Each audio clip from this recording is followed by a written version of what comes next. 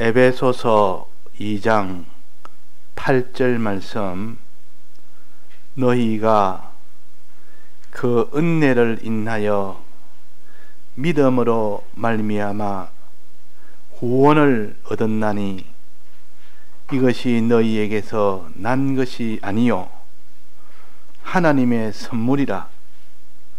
행위에서 난 것이 아니니 이는 누구든지 자랑치 못하게 함이니라.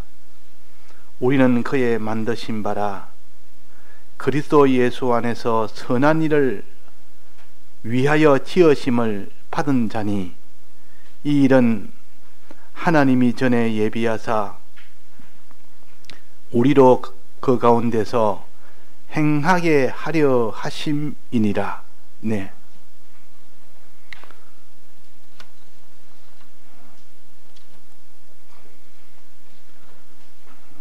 구원이라는 것은 우리에게 주신 지극히 큰 복을 가르칩니다. 복이라는 것은 사람에게 꼭 필요한 이런 좋은 것을 가르쳐서 복이라 그럽니다. 화라는 것은 사람에게 꼭 고통이 되고 해가 되는 것이 화입니다.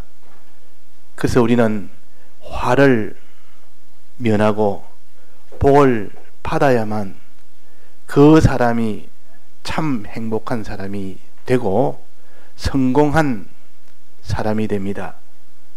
그래서 우리는 이 화를 면하는 이것이 얼마나 참 복인지 모릅니다. 또 우리에게 좋은 것을 무한히 받아가지는 이것이 또 얼마나 참 이 복인지 모릅니다. 그래서 복은 화를 없애는 것이 복이요 우리에게 꼭 영과 육과 금생과 내세에 필요한 것이 복입니다. 그래서 우리는 복을 받아 살아야 되지, 복을 무시하는 사람은 그 사람은 반드시 저주를 받아서 고통 속에 살게 됩니다. 그래서 우리는 복 받는 사람이 되어야 된다 하는 겁니다. 근데 이 복의 주인은 하나님이십니다. 복의 근원은 하나님이시오. 그래서 찬송가에도 복의 근원 강림하사, 또 창세기 12장에 보면 복의 근원이 되리라. 사람들의 복의 근원은 우리요, 우리들의 복의 근원은 하나님이시오. 하나님이 최종 복의 근원이요, 우리가 그 복을 받아서 만물에게 전해줄 때는 만물은 우리를 복의 근원으로 여깁니다. 그래서 너희는 복의 근원이 될지라, 이 말은 만물에게 너희들이 복을 나눠주는 자가 될지라 그 말입니다. 이 복의 이름을 다른 말로 하면 구원이라고도 하고 영생이라고도 합니다. 우리의 복은 영생에 속한 것이 우리의 복이지, 이 땅에 잠시 있다가 없어지는 것은 우리의 복이라 하기에는 너무나 짧기 때문에 우리에게 복이라 할 수가 없습니다. 그래서 우리는 영생이 복이요 또 구원이 복이라. 구원이란 말은 건지는 것이 구원이요, 모든 이 사망의 이 고통에서 건지는 것이 구원이요, 또 구원은 높이는 것이 구원입니다. 건져서 그 모든 멸망에서 해방이 되고, 그 다음에 높여서 그 사람이 아주 영광스럽게 되게 하는 것이 구원입니다. 그러니까 이 구원이 영원토록 계속된 데서 이것을 또 영생이라고도 하고, 우리에게 그것이 참 다 유익이 된다고 해서 그걸 복이라고도 합니다.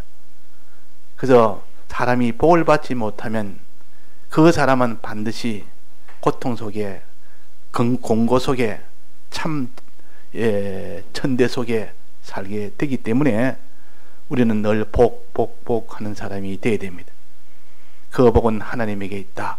하나님 복 하면 그 사람은 반드시 하나님에게서 복을 받을 수 있고, 하나님을 무시해 버리면 그 복도 함께 다 끊어져 버립니다. 그래서 기복 신앙을 가지면 안 된다 이러지만 이거는 잘못된 표현이요. 우리는 기복 신앙을 가져야 됩니다. 기복이란 말은 복을 바라는 신앙이다 그 말입니다.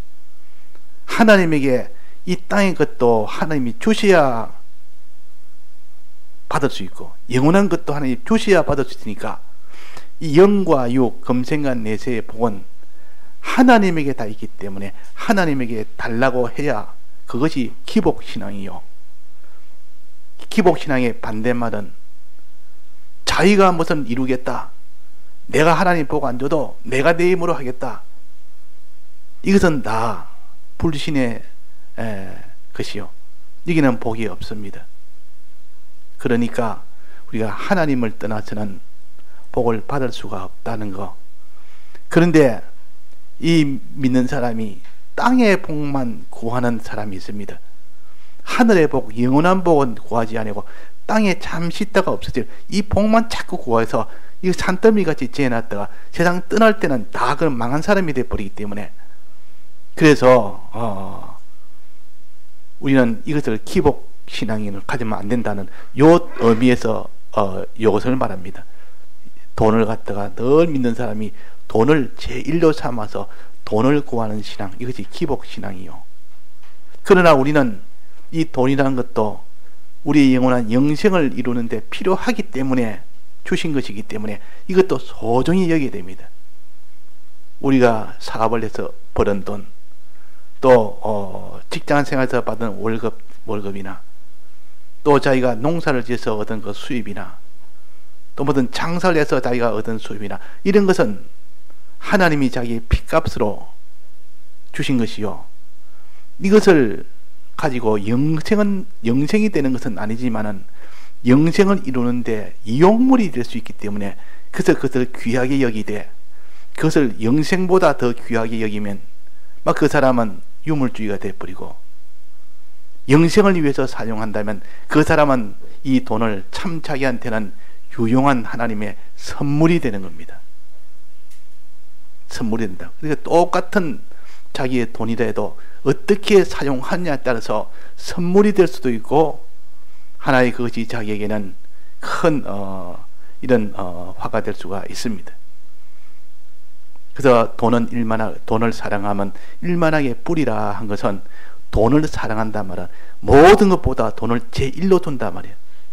신앙보다도 하나님보다도 구원보다도 돈을 제1로 둬서 모든 결정은 거기에 따라 하는 것에서 돈을 사랑함이 일만 악의 뿌리라 그랬다.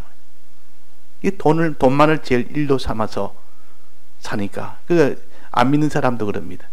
돈을 제일로 삼아서 사람의 이 기본 도리를 버리고 돈을 얻는 일하면 이 사람의 기본 양심이나 도리나 다 버려버리는 그런 사람이 있습니다. 이것을 돈을 제1로 여기니까 그것도 참 비난을 받을 만한 일이고, 참 그것도 어리석은 일이라는 것을 이 세상 사람은 다 아는데, 우리는 신앙을 버리는 거, 이 돈을 제1로 여기고 신앙을 버리면 그것을 일만하게 뿌리가 되기 때문에 그 사람이 나중에는 그 악으로 인하여 죄를 짓게 되고, 그 죄로 인하여 나중에는 결국은 사망이 되어버립니다. 사망이. 그래서 오늘 여기서 우리는 이 구원이라는 것은 어떤 것인가, 이 구원을 하나님에게서 받아가져야 되지, 하나님 외에는 이 구원이 없습니다. 복은 없습니다. 사람이 이 공기에, 이 자연 계신 공기에 이 복, 또 물의 복, 양식의 복, 사람이 공기와 물과 양식 이거 없으면 살 사람이 있습니까? 하나님이 공기를 탁하게 만들어서 이 대기가 전부 다 이 산소가 부족하고 그러면 전부 다 사람이 죽는다고 난리를 지을 겁니다. 근데 하나님이 이 공기를 다 줘서 우리 육신이 이 공기를 잘 맞아서 살 수 있도록 지금 해놨기 때문에 이 복 가운데 있어도 복인 줄 모르는 사람이 있다 그러면, 또 우리가 물은 언제나도 우리가 뭐 수도꼭지만 털면 나오니까 물에 대해서 복으로 여기지 않습니다. 물은 항상 있으니까. 근데 하나님이 가뭄을 줘서 물을 딱 공급받지 못하도록 만들어놓으면 그때부터는 죽을 지경입니다. 이 물도 지금 하나님의 복이라, 하나님에게서 나온 물이요. 양식도 그렇습니다. 하나님이 비를 거쳐서 양식이 다 흉년이 되면 양식이 없습니다. 그때는 지금이야 뭐 하나님이 이 비가 내리면 때를 따라 지금은 고도의 이런 기계로 가지고 많은 양식을 수확을 하고 있지만은 나중에 뭐 흉년이 와서 가뭄이 와서 한 1년만 가뭄이 돼서 하나도 비가 내리지 않는다면, 하나님의 비를 안 준다면 이 땅에 있는 양식들은 전부 다 흉년이 돼버려서 하나도 먹지는 못합니다. 그래서 애굽에 있는 요셉 때는 그때 7년 흉년이었습니다. 7년 동안 비가 안 내렸습니다. 비가 안 내리니까 전부 다 곡식이 다 죽어버린단 말이에요. 그러니까 양식이 없는 겁니다. 그때 하나님이 요셉에게 미리 이것을 다 지혜로 줘서 앞으로 흉년이 올 테니까 이 풍년 7년 동안에 이 모든 이 곡식이 넘쳐나서 이 모든 헐값이 돼서 다 버릴 정도로 이럴 때 그걸 다 사들이라, 헐값으로 다 사들여서 큰 창고를 지어서 그 창고가 넘치도록 헐값으로 다 지었는데, 저 어리석다, 이렇게 많은 곡식을 저렇게 창고에 사둘 필요가 있느냐 했지만, 그러나 하나님이 그 뒤에 7년 흉년을 주고자고 미리 다 알려줬기 때문에, 그래서 그때 7년 흉년 풍년 동안 쌓아놓은 그 많은 양식이 7년 흉년이 시작되니까 금값이 됩니다. 모든 주위에 있는 나라들이 굶어 죽게 됐을 때 금과 은을 싸매지고 그 애굽 땅에 와서 제발 우리에게 곡식을 달라고 그 요셉에게 다 머리를 다 굽혔습니다. 해와 달과 별들도 모든 이것들이 다 머리에 숙이면서 내게 양식을 주십시오. 우리가 금과 은은 다 주겠습니다. 그 금과 은을 다 받아서 양식을 나눠주고 당신들이 가져가서 다 이렇게 굶지 않도록 해라 하고 주면서 그 돈은 전부 왕에게 다 바쳤습니다. 이 왕은 얼마나 좋아하겠습니까? 그 애굽 나라 왕은 그래서 그 요셉을 보배로 여겼다 그 말이에요. 그래가지고 그들은 다 굶어 죽지 않았는데, 그 중에서도 요셉의 형제들도 그 부모도 이렇게 그 양식의 혜택을 받고 나중에는 흉년이 끝날 때까지 아예 그 양식의 공급을 받을 수 있도록 이주를 시켰습니다. 그래서 400년 동안 거기서 많은 자손이 나게 해서 나라를 만든 겁니다. 비로소 그때 아브라함이 약속한 그 민족을 하나님이 그렇게 해서 만들어서 나라를 만들어서 그때 이제 모세를 통하여 이젠 그들을 인도해서 그 가나안 땅으로 가서 이젠 가나안 땅을 차지해서 그 땅에서 이제는 이스라엘 나라가 서는 겁니다. 하나님의 역사요. 이게 양식이란 문제는 아주 중요한 겁니다. 하나님의 이 복은 하나님께서 나왔기 때문에 우리는 항상 하나님을 바라는 사람은 굶지 않습니다. 하나님을 섬기고 사는 사람은 굶지 않습니다. 왜? 복은 모든 양식의 복이든 모든 돈의 복이든 하나님에서 다 거기서 다 나오기 때문에.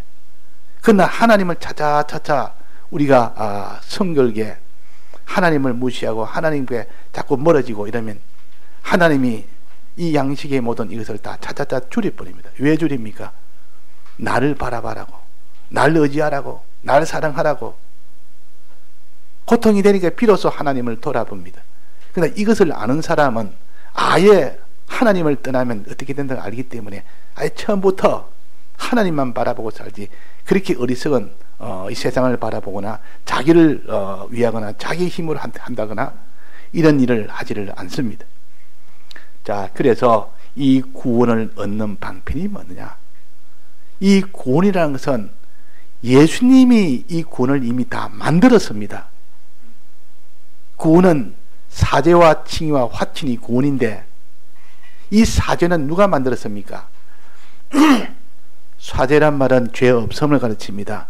죄 없는 이것은 누가 만들었습니까? 예수님이 대형어를 함으로써 이 사죄를 만든 겁니다. 즉 대신 형벌 받음으로 인하여 우리의 죄를 다 사했다 그 말이에요. 그래서 이 대형의 사죄는 예수님이 죽으심으로 이루신 겁니다. 또 그 다음에 칭의라고 있습니다. 이 의가 없는 자가 의인이 되게 한 것은 예수님이 대신 우리 위하여 순종함으로 우리에게 없는 의를 주셨습니다. 또 우리가 하나님과의 원수가 돼서 화친이 없는데, 항상 하나님과 멀어져 있는데, 예수님이 대신 하나님 아버지께 끝까지 화친해서 죽기까지 화친함으로써 우리에게 화친을 주셨습니다. 자, 예수님으로서는 할 일을 다 하셨습니다. 또 그 뒤에 부활하셔서 우리 몸이 부활하도록 하신 겁니다. 예수님이 다시 부활하신 것은 우리도 다시 부활하도록 하기 위해서 부활하신 겁니다. 자, 예수님으로서는 할 일을 다 하셨습니다. 이제는 우리입니다. 우리는 그냥 가만히 있어도 이 구원이 우리에게 옵니까 안 옵니까? 가만히 있어도 우리는 아무것도 안 해도 이 구원이 우리에게 옵니까 안 옵니까? 오는 것도 있고 안 오는 것도 있고 두 가지가 있습니다. 가만히 있어도 오는 것은 하나님이 택한 백성에게는 이 주님이 다 대속해 놓고 우리에게 이 구원을 우리가 알기도 전에 다 입혀버렸습니다. 이걸 기본 구원이라 그럽니다. 기본 구원. 우리가 무슨 이런 그걸 얻기 위한 작용을 하나도 하지 않았는데도 어느 날 보니까 중생이 되어 있고 어느 날 보니까 이제는 믿는 생활이 시작된 것은 이미 기본 구원을 받은 겁니다. 받았다 그 말이에요. 그래서 우리는 이 은혜가 얼마나 큰지, 택자는 하나님이 우리가 알기도 전에 중생을 시켰다. 기본 구원을 주셨다. 이 은혜, 이 사랑이 얼마나 큰지요. 우리가 이 사랑을 아는 사람은 밤낮으로 자기가 어떤 죄악 속에서도 기본 구원을 이미 받았기 때문에 이 은혜, 이 사랑에 다시 자기를 돌아섭니다. 그런데 기본 구원의 바탕이 안 되는 사람은 그 사람은 자기가 어떤 믿음이 있어야 하나님 앞에 구원을 얻는 그것만 생각하다 보면 나는 믿음이 하나도 없고 죄악뿐인데 나는 구원이 없다고 여긴다. 그러나 기본 구원은 우리가 죄악 중에 있을 때도 믿음과 상관없이 받는 것이 기본 구원이요. 우리의 영구원이라. 그러니까 이 기본 구원 생각하면 항상 감사합니다. 어떤 죄악 속에서도 기본 구원 붙들면 감사해서 다시 돌이킬 수 있는 사람이 됩니다. 이 기본 구원은 우리의 그 믿음의 근본이에요. 믿음의 토대요. 자, 기본 구원이 받은 것을 우리가 믿어야 됩니다. 그 다음에는 기본 구원 받은 것을 믿고 이제는 나가면 그 사람은 이제는 건설구원을 받습니다. 믿음을 통하여 두 번째 받는 구원을 건설구원이라 합니다. 그거는 믿기 때문에 받는 구원입니다. 안 믿으면 못 받는 구원이요. 안 믿으면 믿을 때 구원 받습니다. 그러면 누가 주님의 이 대속을 누가 믿느냐 하는 겁니다. 누가 믿느냐?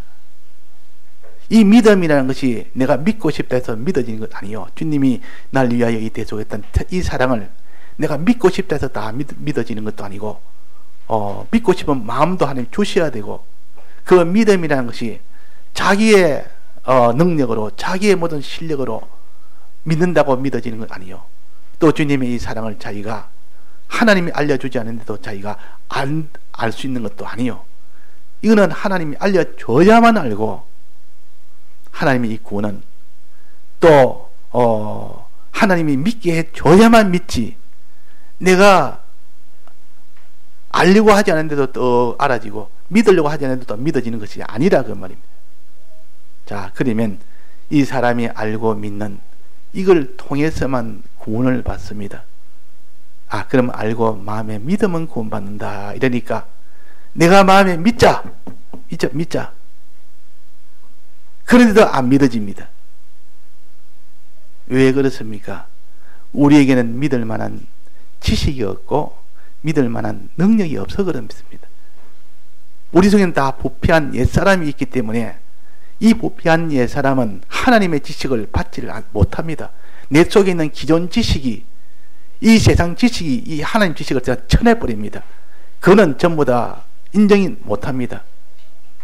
북한의 그 어린 아이부터 그때는 다 김일성 사상을 집어넣기 때문에 그 뒤에 어떤 사상을 집어넣어도 들어가지는 않습니다.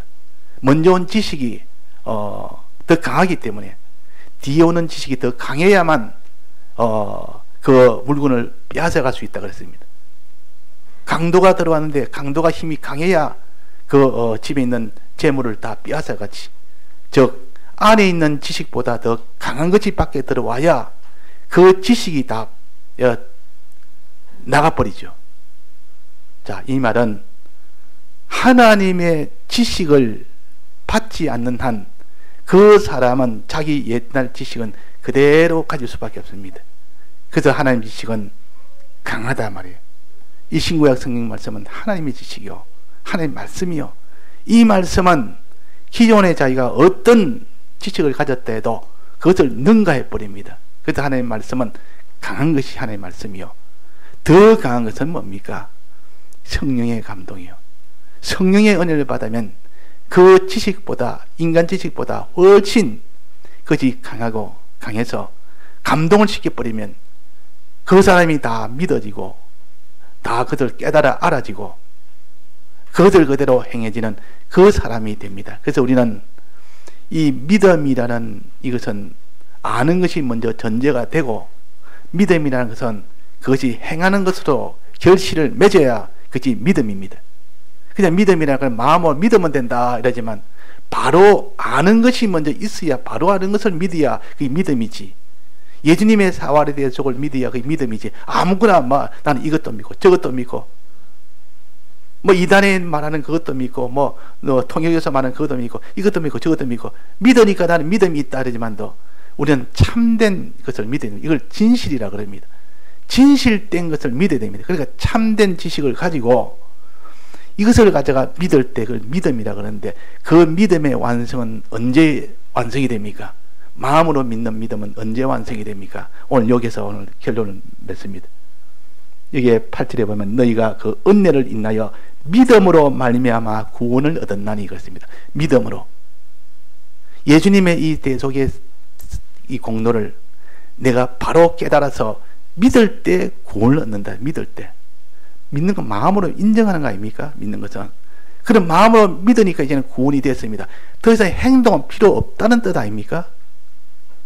행동에 이런 행동하든 저런 행동, 나는 믿었으니, 나는 도둑질을 하든, 나는 죄를 짓든, 나는 마음으로 믿었으니 나는 구원을 얻었다, 이렇게 할 수가 있겠습니까? 없습니까? 그러면 좀 모순이 되지 않습니까? 그래서 믿음이라는 것은 마음에 믿은 것이 몸으로 행하기까지 믿어야 된다, 그 말입니다. 마음으로 믿는데 몸으로는 행치 못합니다. 그러면 온전하게 믿는 것이 안 됩니다. 근데 이게 믿음으로 말미암아 구원을 얻었나니 할 때, 요 믿음은 마음으로 믿는 믿음에서 한 가지 더 들어가야 됩니다. 몸으로 믿는, 몸으로 행하는 그 행함도 들어가야 된다고. 그래서 믿음의 행위라 그럽니다. 그걸 갖춰서 믿음의 행위. 그 믿음의 행위를 가지고, 믿음과 마음으로 믿는 믿음과 그 믿음으로 행하는 그 행함이 있을 때 구원을 얻습니다. 구원을 자기가 받습니다. 예수님이 다 만들어 놓은 구원을 비로소 우리가 받는다 그 말이에요. 얻는단 말은 받는단 말 아닙니까? 그러니까 우리는 이 믿음이 없이는 받지는 못하는데, 이 믿음을 통해서 받고, 믿음으로 인한 행함이 없으면 받지 못하는데 믿음으로 인한 행함으로 받습니다. 그래서 그 10절에 보면, 9절에 보면 행위에서 난 것이 아니니 또 그랬습니다. 그러면 행위에서 난 것이 아니니, 이 구원은 행위에서 난 것이 또 아니라고 그럽니다. 구원은 행위에서 났습니까? 행위에서 안 났습니까?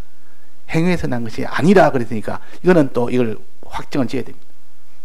이 구원은 우리가 행위에서 난 것이 아니라, 또 구원은 10절에 보면 맨 마지막에 선한 일을 행하게 하려 하심이라. 선한 일을 행해야 구원이 됩니다. 믿고 선한 일을 행해야 구원이 된다 했습니다. 자, 그러면 행함에서 구원이 난 것이 아니고, 또 선한 일을 행하게 해야 구원이 된다 그러고, 두 가지가 모순이 됩니다. 모순.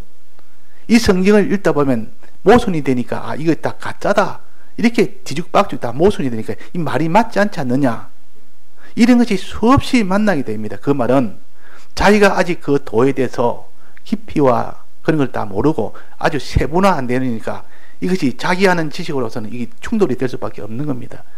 그 수없이 이런 과정을 다 거치고 이런 의문을 가지고 이렇게 따지고 들어가고 늘 이렇게 하는 사람은 나중에 그것에 대해서 해결을 볼 수 있는데, 그걸 그냥 덮어버리면 언제까지라도 그 의문은 그냥 그대로 있습니다. 그러니까 거기에는 신앙이 발전이 안 되는 겁니다. 그래서 옛날에 백목사님이 늘 말하면, 따지는 사람은 결국은 그 사람은 신앙으로 이기게 된다. 따지는 사람. 따진다는 말은 이 신구약 성경의 말씀을 하나하나 자기가 따지고 들어가는 겁니다. 그러면 모순이 생기고, 그 모순이 생길 때에 하나님이 이렇게 신구약 성경, 다른 성경을 통하여, 성경 다른 부분을 통하여 이렇게 열어줄 때도 있고, 또 성령을 통하여 이렇게 확 보여줄 때도 있고, 그럴 때 이 모순이 다 해결이 될 때 믿음이 그때 생깁니다. 그때 깨달아지니까 믿음이 생긴다 그 말입니다. 그래서 여기에 믿음으로 얻는 구원이라 해놓고 그때는 행위에서 난 것이 아니라 그랬습니다. 이 구원은 행위에서 난 것이 아니고 믿음으로 얻는 구원이가. 그러니까 이때 행위는 무슨 행위냐? 행위는 두 가지가 있다는 걸 이걸 알아야 됩니다. 구원도 두 가지, 행위도 두 가지입니다. 이 행위가 이거는 율법의 행위를 가르칩니다. 율법의 행위로는 구원을 얻을 수 없습니다. 율법을 내가 다 행함으로 내가 구원을 얻을 수 없다. 이 로마서에 보면 이 두 가지 행위가 다 나옵니다. 그러니까 율법으로 행하는 그 행위로 내가 율법을 다 지켜서 내가 율법을 내가 다 지켜서 내가 구원을 얻겠다. 이래가는 그 율법을 지키는 행위로는 구원을 얻을 수가 없습니다. 다 못 지키기 때문에 그 구원을 얻을 수 없다. 그러나 그 뒤에 행함으로 구원을 얻습니다. 어떻게 하냐? 우리는 그에 만드신 바라 우리는 선한 일을 위하여 지음을 받았다. 선한 일을 행하게 하기 위해서. 그래서 그 뒤에 보면 행하게 하려 하십니다. 마지막에 그 선한 일을 행하게 하려 하십니다. 선한 일을 행해야만 구원이 된다 했습니다. 선한 일을 행해야만. 자, 여기서는 이때 선한 일을 행하는 것은 이때 행함은 믿음의 행위입니다. 앞에 거는 율법의 행위고 이 두 번째 요 행하는 것은 믿음의 행위요. 즉 마음으로 믿는 믿음을 가지고 이것을 행동으로까지 나타나도록 그렇게 믿어야 된다는 거예요. 이것을 믿음의 행위라 그럽니다. 믿음의 행위. 자, 마음으로 믿는 믿음이 있어야 되고 몸으로 행하는 믿음의 행위가 있어야 된다는 것이 그것을 성경 어디에 기록이 잘 되어 있습니까? 어디에 잘 되어 있습니까? 수없이 우리가 많이 증거 받았고 우리가 배웠는데 그 성경 어디에 있습니까? 그 정도는 우리가 알아야 됩니다. 야고보서 2장에 있습니다. 야고보서 2장. 야고보서 2장은 꼭 기억하십시오. 믿음의 행위가 거기 있다 그 말이에요. 야고보서 2장. 2장이니까 두 가지가 있다 생각합니다. 야고보서 2라면 두 가지가 있다. 믿음과 행함에 대해서 두 가지가 있다. 그렇게 연결해서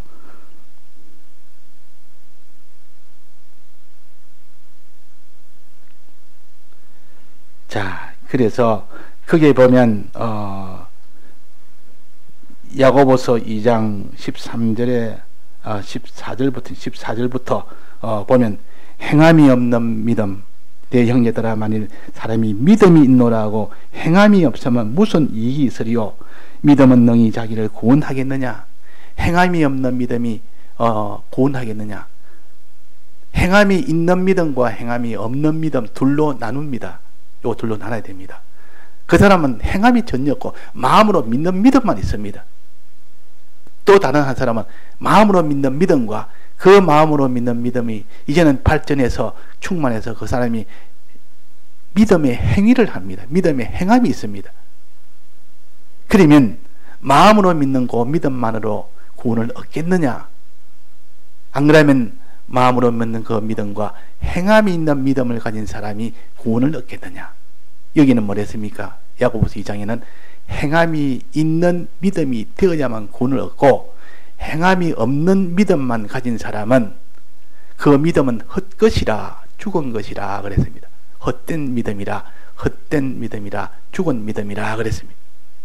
그러니까 우리는 믿음이 해서도 그 믿음이 귀하기는 귀하고 중하기는 중한데 그 믿음이 행하기까지의 믿음이 되어야 됩니다. 예를 들면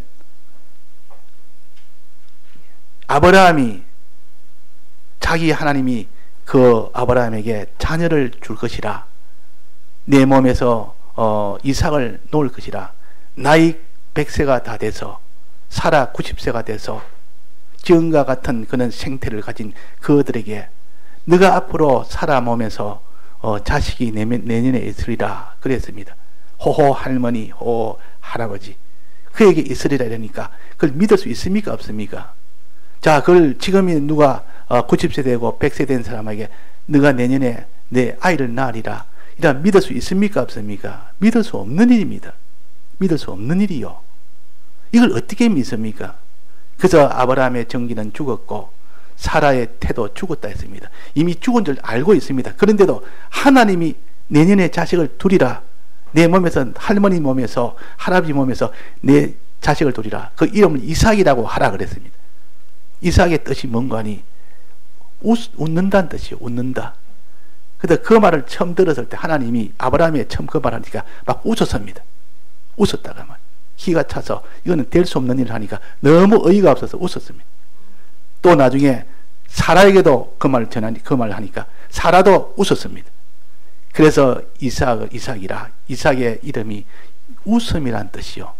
도무지 날 수 없는, 이거는 사람으로서는 될 수 없는 일을 하나님이 해주겠다고 약속을 했을 때 그것을 믿은 겁니다. 처음에는 웃었지만 뒤에는 아브라함도 믿고 이삭도 믿었습니다.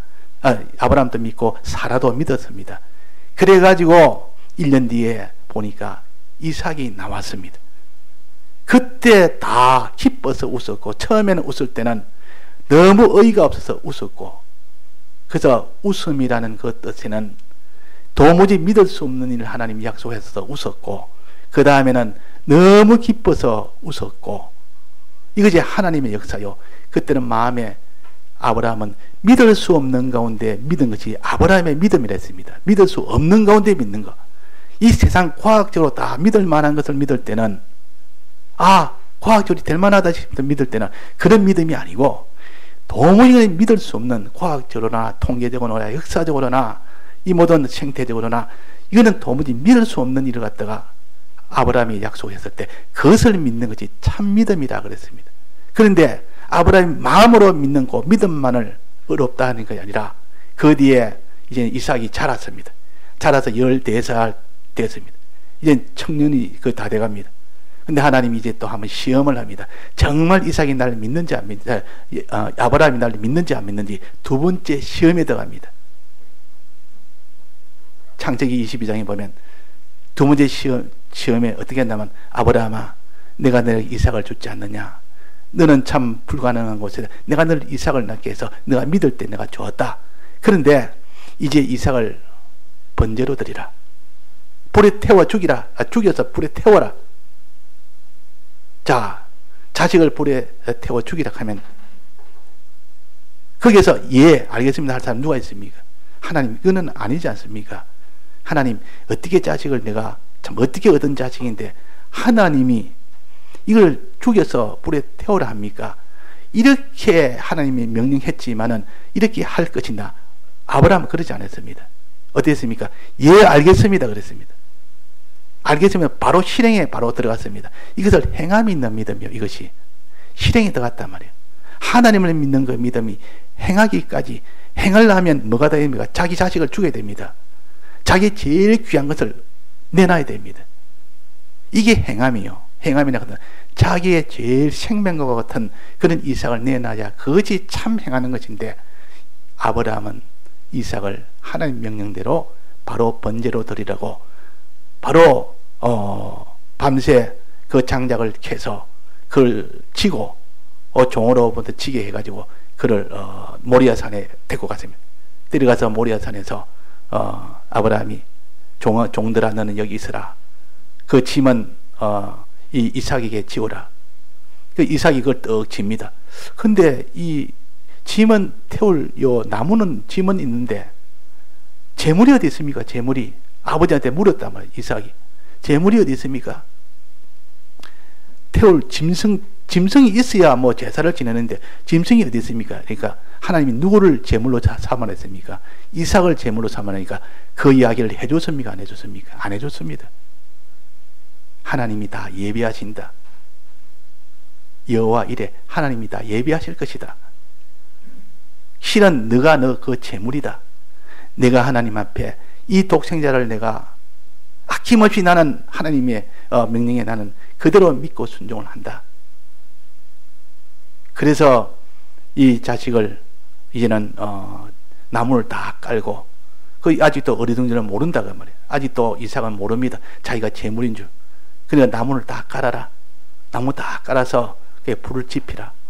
그 순간 이제는 아브라함이 이삭을 꽁꽁 묶었습니다. 네가 바로 제물이다. 하나님 뜻이다. 꽁꽁 묶었단 말이에요. 그러니까 하나님이 그렇게 해라는 대로 그대로 순종했습니다. 이제는 죽이서 바로 이제는 그 위에 태우면 불에 태우면 됩니다. 이게 번제 제사입니다. 근데 하나님 뭐라 했습니까? 하나님 아브라함아 됐다. 네가 나를 믿는 줄 시험했더니 정말로 나를 믿구나. 행하기까지 믿구나. 그래서 행하기까지. 과거는 마음으로 믿었는데 이제는 행하기까지 믿구나. 옆에 보면 재물이 있었거든. 보니까 수양이 거기서 이 불이 숲에 걸려서 떡이 있다면 그걸 드려라. 그래가지고 드리지 않았어요. 만약에 드렸으면 이삭은 죽었습니까? 안 죽었습니까? 죽었고, 그러면 죽었으면 자식을 죽여서 하나님 명령대로 순종했으니까 자식 죽였으면 불쌍합니까? 불쌍 안 합니까? 불쌍하죠. 그러면 하나님 명령 순종하느라고 자기 자식은 죽이고 자기는 잘 되고 자식은 좀 죽고, 그 양심은 있을 수 없는 양심이요. 그런데 하나님은 아브라함에게 약속을 하나 했었습니다. 네게 하늘의 별과 같이 바다의 모래알처럼 많은 민족을 내게 줄 것이다. 이 약속을 먼저 했기 때문에 그 약속은 변치 않습니다. 이 약속을 아브라함은 끝까지 믿었기 때문에 만약에 하나님이 죽여서 이 이삭을 내가 죽였습니다. 죽였으면 이 이삭을 통해서 많은 민족이 나와야 되는데, 그럼 이삭을 살려야 되지 않습니까? 부활시켜야 되지 않습니까? 하나님은 전능자이기 때문에 얼마든지 부활을 시킬 것입니다. 내 죽은 이삭의 사라의 태도 살렸고, 죽은 사라의 태도 살렸고, 죽은 내 속에 있는 정기도 살려서 이삭을 낳게 했지 않습니까? 이제는 죽은 번제로 죽은 이삭도 살려서 부활시켜서 거기서 많은 자손이 나도록 그렇게 할 것이라는 것을 아브라함이 믿었다, 그 말입니다. 그때 다시 부활했을 때 그때 이삭은 이전보다 더 존귀한 이삭으로 될 것을 알기 때문에, 이삭아 네가 제물되는 것은 너를 내가 죽여서 없애는 것이 아니고 너로서는 다시 부활시켜서 하나님이 더 존귀한 이런 자로 만드시기 위해서 그렇다. 이것을 마음속에 확신했고, 그래서 그 부활을 믿고 그 부활해서 많은 민족의 조상을 줄 것이라는 이 약속을 끝까지 믿었고, 그래서 이삭을 번제로 드리는 일을 했던 겁니다. 자, 이것이 행함이 있는 믿음이라, 우리는 이런 믿음 속에서 이런 정도의 믿음을 가지고 이런 정도의 행함이 있어야 아브라함의 믿음이라 할 수 있고 아브라함의 자손이라 할 수 있습니다. 우리는 믿음이라는 고작 이런 손해나 조금 있는 손해가 오면 그 믿음은 온데간 데 없어져 버립니다. 이 과학에 그게만 계산해서 이런 하면 내가 손해니까 내가 하면 안 되겠다, 이게 아니고 내가 분명히 손해인데 그 뒤에 하나님이 약속해 주실 것을 보니까 이것은 손해가 아니라 더 큰 하나님의 축복의 역사다, 복의 역사다. 이걸 아는 사람은 하나님의 명령대로 그게 행함에 그 순종을 하게 됩니다. 우리가 왜 순종을 못하느냐? 하나님의 복의 약속을 믿지 않아서 그렇습니다. 하나님의 복의 약속을 믿은 사람은 그렇게 행하면 하나님이 거기에 대한 복을 약속을 했기 때문에 담대하게 행하게 된다. 또 기생 라합이 그 정탐꾼을 찾으러 오는 그 적들이 죽이려고 온 적들에게 어디 갔느냐? 정탐꾼이 어디 갔느냐? 안에 딱 숨겨놓고 좀 있는데 안에 있습니다 이러면 자기는 살고 정탐꾼은 다 죽는 겁니다. 그러면 자기는 삽니다. 그런데 정탐꾼이 저쪽으로 갔습니다. 저쪽으로 갔습니다. 그러니까 그들이 이제는 저쪽으로 갔습니다. 만약에 가서 안 보이고 거기 그녀만 했던 건지 발각되면 바로 자기는 또 죽임을 당합니다. 죽임을 당해도 그 정탐꾼을 살렸습니다. 살려서 그 여리고성을 완전히 정복을 했죠. 자, 그런 거 보면 행함이 있는 믿음과 행함이 없는 믿음은 하늘과 땅 차이다 말이에요. 같은 믿음이라도 요 믿음을 우리가 소망하고, 주님 나는 아브라함 같은 이렇게 참 이삭을 번제로 드리라는 이런 행함의 믿음이 없습니다. 나는 기생 라합처럼 이 정탐꾼을 숨겨주는 그런 내가 믿음의 행함이 없습니다. 이것을 늘 탄식하며 하나님 앞에 이렇게 기도하고 은혜 받도록 하면 하나님께게 믿음의 행함, 믿음의 마음과 그 믿음의 행함의 그 능력을 우리에게 주십니다. 주셔서 그 사람은 어디까지든지 그 약속을 믿고 자기를 다 드리며 행하는 그 예수님 같은 그런 믿음을 가지게 되는 겁니다. 예, 다 같이 통성으로 기도하시겠습니다.